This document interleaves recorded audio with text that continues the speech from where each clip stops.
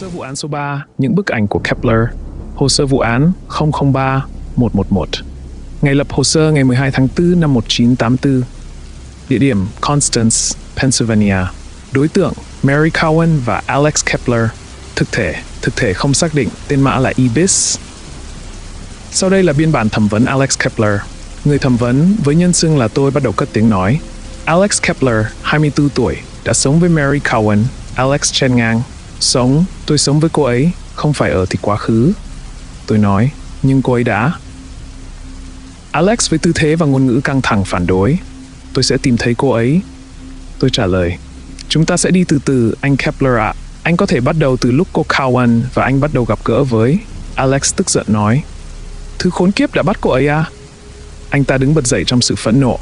Hai đặc vụ bước về phía anh và anh ta ngồi xuống, thở dài để lấy lại bình tĩnh. Được rồi, bắt đầu thôi. Anh ta khẽ gật đầu. Vấn đề là nó không bắt đầu từ chúng tôi, không phải ngay từ đầu. Mọi người bắt đầu mất tích. Mất tích là một cách diễn đạt buồn cười. Giống như nói rằng anh dường như không xuất hiện hay đại loại thế. Tôi cắt ngang. Anh đang lạc đề rồi, anh Kepler ạ. Alex khó chịu liếc nhìn về phía người thẩm vấn trước khi tiếp tục. Mọi người bắt đầu biến mất. Trẻ em, người lớn, người già. Vào một ngày ngẫu nhiên, một người nào đó chỉ đơn giản là biến mất. Tôi đoán là có phần thiếu hụt về mặt tin tức.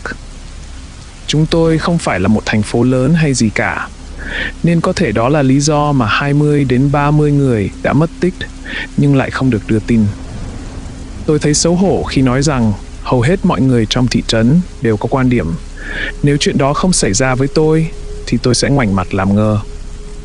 Miễn là con cái hoặc người yêu của ai đó không mất tích thì họ vẫn tiếp tục sống bình thường, và tôi cũng vậy. Tôi chỉ muốn làm cái công việc tồi tệ của mình, ở bên cô bạn gái tuyệt vời của mình, làm những gì tôi muốn với cuộc sống của mình. Alex ngồi phịch xuống ghế trong vài phút. Anh ấy không cử động hay nói thêm gì cả. Tôi nói, anh Kepler, Alex, chúng tôi cần anh tiếp tục câu chuyện của mình. Alex thở dài, dụi mắt bằng cả hai tay, rồi ngồi thẳng dậy để tiếp tục. Được rồi. Chúng tôi có 5 người đúng không? Nhóm bạn của tôi. Đó là Darren, Lisa, Oliver, Mary và tôi. Chúng tôi đều là bạn cũ của nhau từ thời trung học và vẫn chưa chuyển ra khỏi thị trấn. Chỉ có 5 người chúng tôi làm việc, tụ tập và sống cuộc sống của mỗi người. Thực sự khá giống với thời trung học. Chúng tôi làm việc cả ngày, rồi hẹn nhau ở một trong những nơi ưa thích mà bọn tôi hay lui tới, và dành phần còn lại của ngày để tụ tập và đi chơi. Thật tuyệt, có thể theo một cách nào đó bọn tôi trông khá ngây thơ, nhưng những lúc ấy tuyệt vãi chưởng. Vào một trong những đêm giống như vậy, những chuyện khốn nạn này bắt đầu ập tới. Lúc ấy 5 người chúng tôi đang ở nhà Darren. Chúng tôi cùng nhau uống rượu và xem phim kinh dị.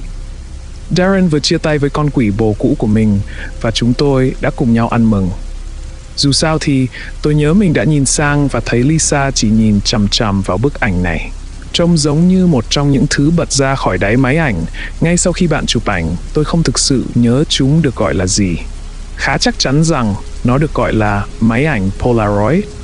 Có thể đúng hoặc không. Chà, cô ấy chỉ nhìn chằm chằm vào bức ảnh ấy một cách chăm chú. Tôi hơi buồn cười về toàn bộ sự việc, nên tôi đã làm một số biểu cảm hài hước về phía cô ấy. Cô ấy không rời mắt khỏi bức ảnh. Và khoảng 1 phút đã trôi qua, nên cuối cùng tôi đã hỏi cô ấy, này Liz, bà đang nhìn gì thế? Tôi nhớ cô ấy đã hơi giật mình khi tôi nói chuyện. Cô ấy là một cô gái nhỏ nhắn, nhút nhát, nhưng luôn nghiêm túc đến mức tôi thấy thật buồn cười khi thấy cô ấy giật mình như vậy. Gì? À, thực ra không có gì đâu. Nhưng mà, này Darren. Darren quay lưng khỏi cảnh tàn sát trên màn hình và quay lại nhìn cô ấy. Hẽ? Tôi không biết là ông lại có một chiếc máy ảnh kỳ lạ như vậy đấy. Tôi không có bất kỳ máy ảnh nào cả. Lisa, bà biết là tôi ghét chụp ảnh mà. Đó cũng là điều mà tôi đang thắc mắc. Ông có thể đến xem cái này không? Darren đứng dậy nhìn bức ảnh và tôi thấy miệng cậu ấy hơi trễ xuống và trông cậu ấy có vẻ hơi bối rối. Gì vậy? Cái gì đây? Cậu ấy nhìn tôi với vẻ hơi khó hiểu, vẻ kinh hoàng hay bất cứ điều gì tôi thấy đã được thay thế bằng thái độ thông minh và bình tĩnh thường thấy của cậu ấy. Bức ảnh là ảnh của Darren. Bản thân nó đã kỳ lạ rồi. Darren ghét phải xuất hiện trong ảnh. Bất cứ khi nào chúng tôi chụp ảnh nhóm, Darren sẽ luôn là người chụp ảnh. Dù sao thì bức ảnh cho thấy Darren đang đứng bên ngoài công viên trong thị trấn. Cậu ấy không đứng quá xa máy ảnh, vừa đủ để bạn có thể nhìn thấy cậu ấy từ đầu đến chân. Nhìn chung, cậu ta là một người khá trung bình về mặt ngoại hình. Chiều cao trung bình, vóc dáng trung bình. Cậu ấy đeo kính, tóc hơi rối với khuôn mặt đặc trưng, khuôn mặt luôn thắc mắc về các quy luật của vũ trụ, khiến tôi có vẻ là một người trí thức hơn. Tất cả đều khá bình thường, ngoại trừ việc Darren không bao giờ nên xuất hiện trong ảnh, vì như đã nói cậu ấy ghét việc đó. Phía sau là một cái cây, nó khá lớn, có lẽ là cây sồi hoặc cây thích. Nó cách Darren khoảng 18 mét và có một bóng người đang nhoài người ra từ phía sau cái cây. Đó cũng là Darren, khá giống cậu ấy. Hầu hết các chi tiết trông giống Darren nhưng có một số điểm khác biệt nhỏ. Thứ đó không đeo kính, áo có một vết dơ tối màu, tóc bị bết lại ở một số chỗ. Nhưng điểm thực sự kỳ lạ đó là ở khuôn mặt và đôi tay. Hai bàn tay của thứ đó vòng ra hai bên thân cây khi nó nhoài người ra từ phía sau, và đó rõ ràng là những móng vuốt. Chúng không thể nào là ảo ảnh quang học được, mà là những móng vuốt thật sự. Còn cái miệng của nó há ra với nụ cười tinh nghịch, như thể trò chơi khăm lớn nhất sắp xảy ra với Darren ở đằng trước vậy. Đôi mắt là phần tệ nhất, hoặc tôi nên nói rõ hơn là chẳng có ngắp nào cả. Chúng chắc chắn chỉ là hai vòng tròn đen kịt. Tuy nhiên, khoảng cách đủ xa để lúc đó tôi nhớ mình đã nghĩ rằng đó có thể chỉ là bút dạ hoặc bút mực tô vào. Cả bọn đều nhìn rõ bức ảnh và chỉ ngồi đó chăm chú nhìn. Ồ, có vẻ như một trong số chúng ta rất giỏi chơi khăm nhỉ? Tôi nhớ mình đã xen vào để phá vỡ sự im lặng. Sau đó, tất cả chúng tôi đều coi đó là một trò đùa. Thật ngu ngốc, thật sự ngu ngốc. Nhưng thật tình tôi không thể nghĩ ra một cách nào để chỉnh sửa ảnh nhằm thêm Darren kỳ lạ vào phía sau. Trên hết, bạn phải chụp hai bức ảnh của Darren ngay từ đầu mới có thể làm được, và điều đó gần như là không thể với cái tính ghét chụp ảnh của cậu ấy. Cuộc sống cứ thế trôi qua thêm khoảng một tuần nữa. Tôi nghĩ mọi thứ vẫn bình thường và hoàn toàn ổn, nhưng khi nhìn lại, tôi có thể thấy những dấu hiệu. Chết tiệt khi nhìn lại quá khứ. Hôm ấy, cả nhóm chúng tôi như thường lệ lại tụ họp với nhau, ngoại trừ Darren. Chúng tôi đã gọi điện cho cậu ấy. Darren nói rằng cậu ấy bị ốm. Chuyện đó xảy ra 3 lần, và cậu ấy đã bỏ bữa tối mà không nói với ai. Tất cả chúng tôi đều cho rằng cậu ấy hẳn phải bị ốm nặng, nên sau bữa tối, tôi đã đến nhà của cậu ấy để kiểm tra, trong khi những người khác ở nhà của Mary và tôi. Ngôi nhà tối đen như mực, ngoại trừ một luồng sáng phát ra từ phòng ngủ của cậu ấy ở tầng 2. Cửa không khóa nên tôi tự mở cửa vào.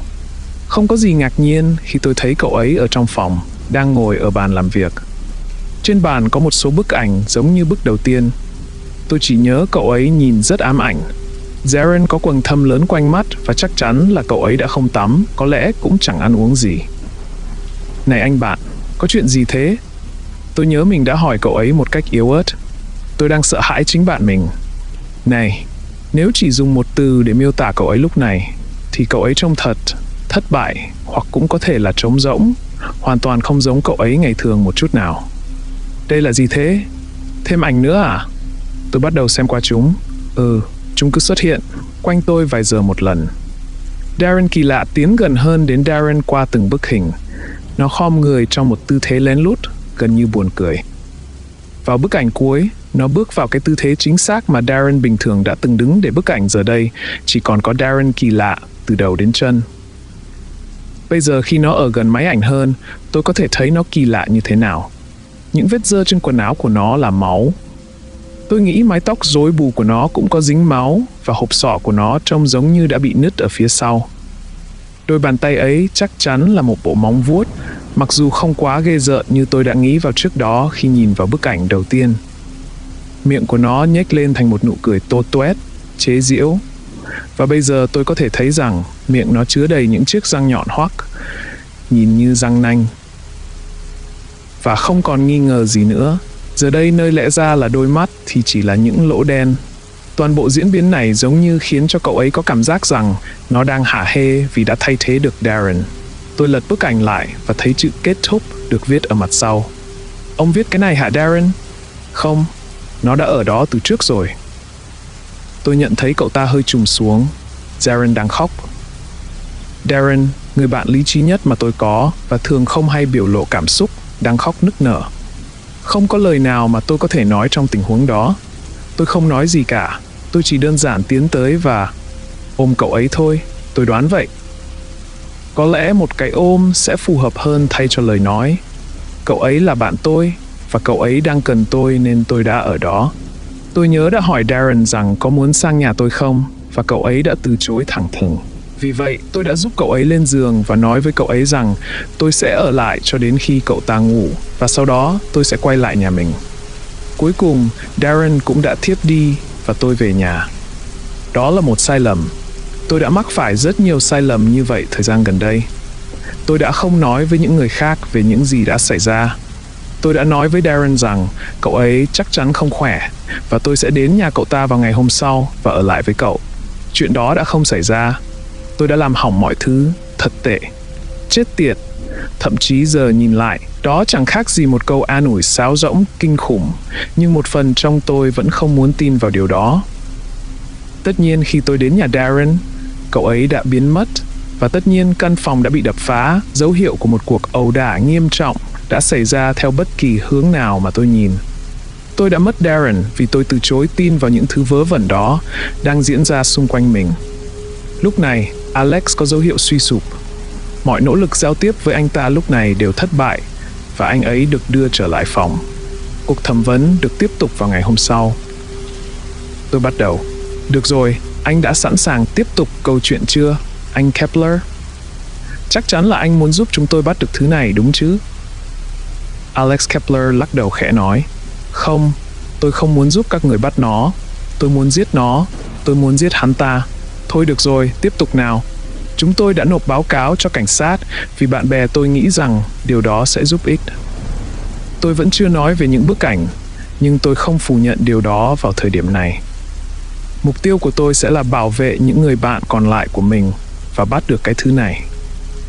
Tôi đã đọc về lịch sử thị trấn, truyền thuyết địa phương và thậm chí là những vụ mất tích khác.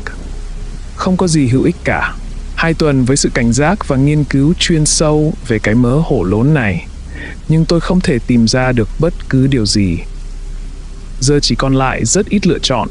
Tôi đã quyết định kể cho bạn bè nghe những gì tôi biết. Có thể họ sẽ giúp được hoặc không. Vì vậy, khi chúng tôi ở bên nhau, tôi đã kể cho họ mọi thứ mà mình biết. Ý tôi là, không nhiều lắm, nhưng tôi có thể kể cho họ nghe về những gì đã xảy ra với Darren và những bức ảnh. Họ đón nhận nó tốt hơn tôi nghĩ. Oliver hơi hoài nghi nhưng tính cậu ấy là vậy. Tuy nhiên, Mary có vẻ để tâm đến những gì tôi nói. Còn về phần Lisa, tôi nhớ cô ấy chỉ ở đó, không bình luận gì. Cô ấy luôn im lặng và nói chuyện rất nhẹ nhàng. Nhưng tôi cảm thấy hơi lạ khi cô ấy không có gì để nói về chuyện này. Tôi biết tôi đã nói về sự sáng suốt trước đó, nhưng nghiêm túc mà nói. Tôi thực sự thấy đau lòng khi mình không nhận ra điều bất thường này vào thời điểm đó.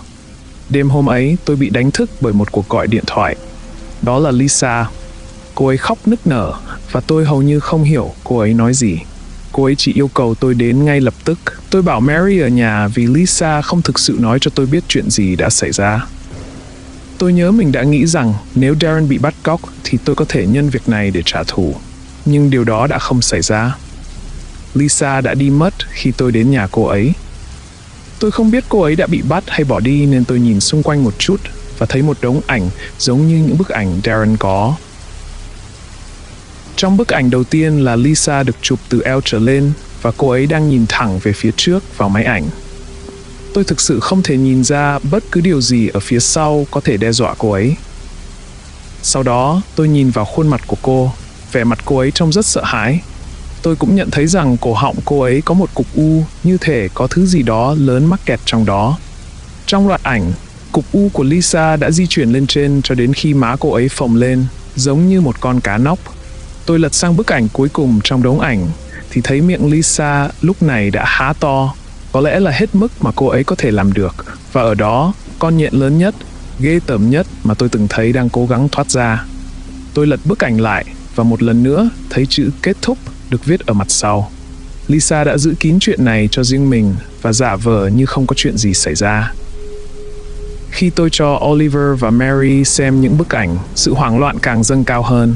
Oliver thực sự đã rời khỏi thị trấn. Cậu ấy không muốn dính dáng gì đến chuyện này nữa, và tôi thành thật nghĩ rằng đó có thể là điều đúng đắn. Bây giờ cậu ấy có thể đã yên ổn rồi. Không giống như Mary. Alex nhìn chằm chằm sang một bên trong một lúc trước khi tiếp tục. Mary và tôi trở nên khá mơ hồ và mông lung sau đó. Tôi mất đi ý chí chiến đấu vì đã mất đi 2 người bạn của mình, còn Mary thì chỉ im lặng. Chúng tôi cứ như vậy trong khoảng 1 tháng hoặc có thể lâu hơn. Tuy nhiên, tôi đã lấy lại được ý chí chiến đấu sau khi Mary tìm thấy bức ảnh đầu tiên của cô ấy. Với Mary, quá trình chụp ảnh thậm chí còn rõ ràng hơn những người khác vì cô ấy đã chia sẻ với tôi những cảm xúc của mình.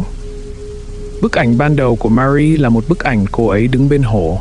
Điều duy nhất không ổn trong hình là làn da và đôi môi của cô ấy hơi xanh xao. Ban đầu thì điều đó gần như không đáng chú ý. Tuy nhiên, quá trình tiến triển của cô ấy đã sớm trở nên rõ ràng. Làn da chuyển màu ngày càng xanh hơn.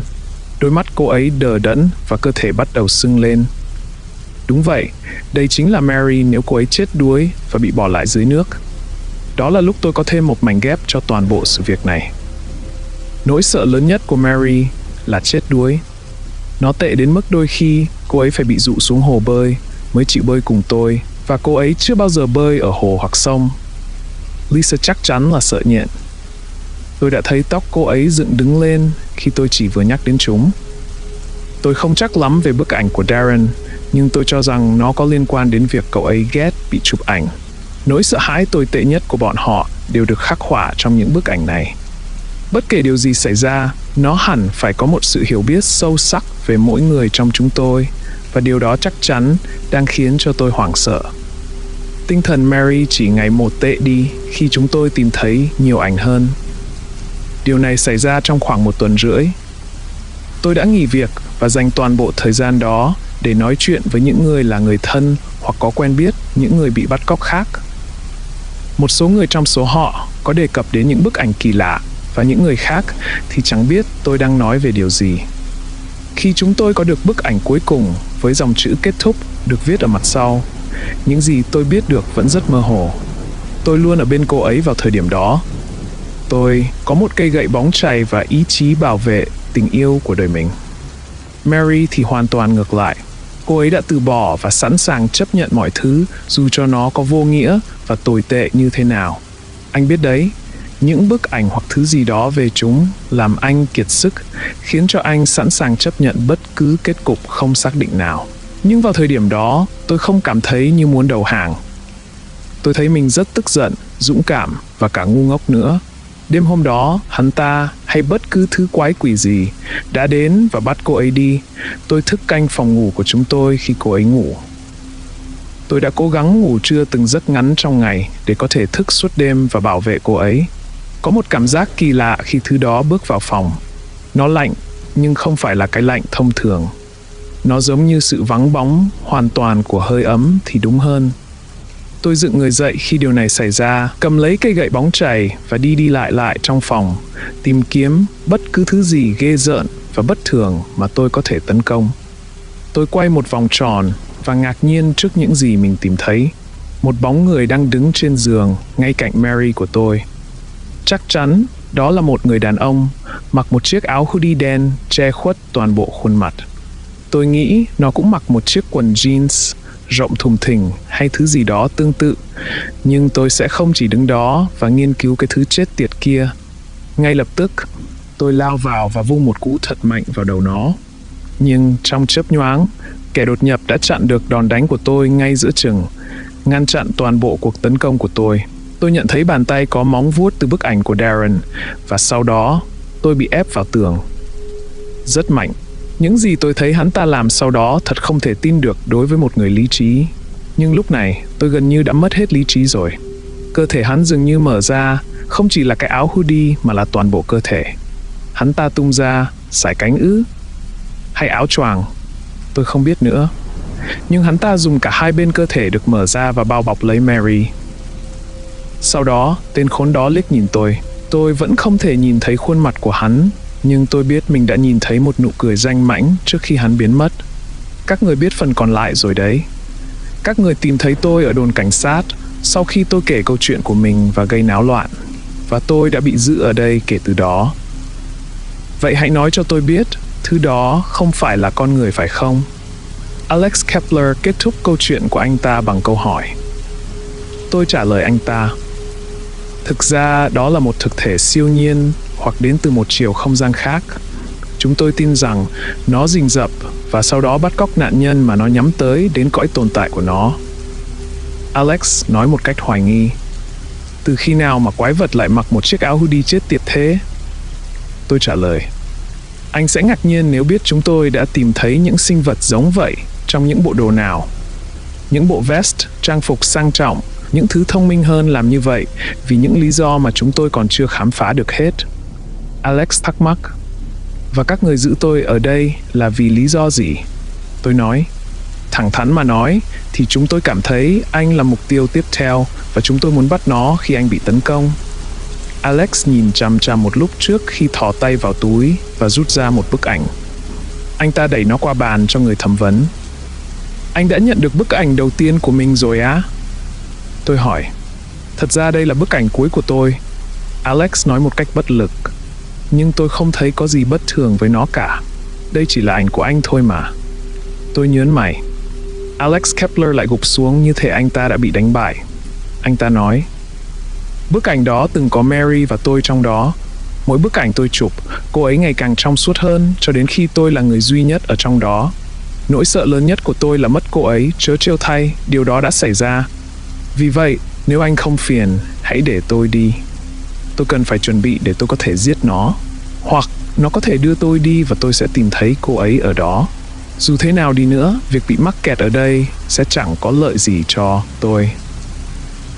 Tôi nói, tôi rất tiếc anh Kepler nhưng anh sẽ ở lại đây.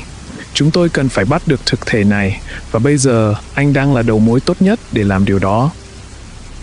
Alex Kepler sau đó được dẫn trở lại phòng giam của mình. Nhiều máy dò S-Class và P-Sappers được đặt trong và xung quanh phòng giam.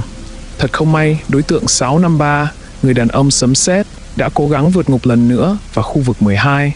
Không phải là khu vực chuyên để xử lý các hiện tượng siêu nhiên, nên đã mất điện trong vài phút.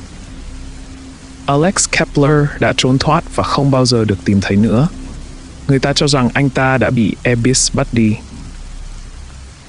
Phân tích, thực thể này chính thức được đội ngũ nghiên cứu đặt tên là Abyss do có mối liên hệ với Ether.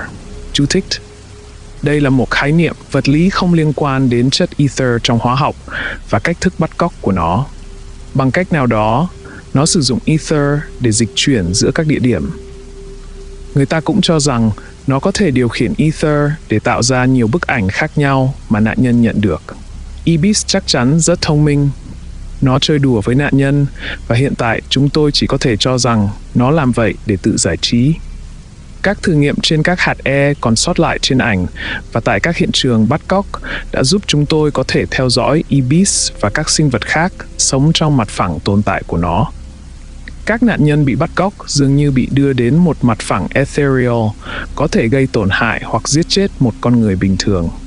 Tôi thực sự đề nghị chúng ta tiến hành chỉ thị Flint cũng như tiến hành dự án Hysteria.